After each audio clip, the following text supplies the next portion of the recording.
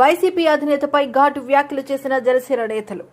రణస్థల మండల కేంద్రంలో గురువారం జనసేన నాయకులు ఏర్పాటు చేసిన విలేకరుల సమావేశంలో పార్టీ నాయకులు మాట్లాడుతూ వైసీపీ అధినేత తమ నాయకుడిపై మాట్లాడిన వ్యాఖ్యలను తీవ్రంగా ఖండిస్తూ బెయిల్కి ఎక్కువ, జైలుకు తక్కువ అంటూ విరుచుకుపడ్డారు.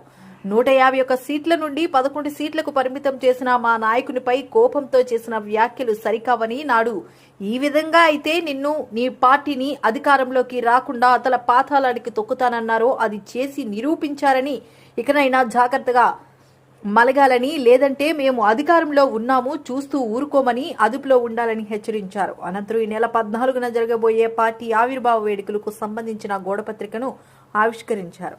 ఎచ్చెర్ల నియోజకవర్గం నుండి సుమారు 5,000 దాటి జన సైనికులు వెళ్లనున్నారని పేర్కొన్నారు. నమస్కారం. ఈరోజు ఇప్పుడే మన ఇన్ఛార్జ్ గారు తెలియజేశారు. ఈ 3 విషయాలపైన మనం ప్రత్యేకించి ఇప్పుడు మాట్లాడుకుంటున్నాం. మొదటిది, ఎలాగో రేపు జరగబోయే పండుగ ప్రపంచంలో ఇప్పటి వరకు ఎప్పుడూ జరగదు. ఏ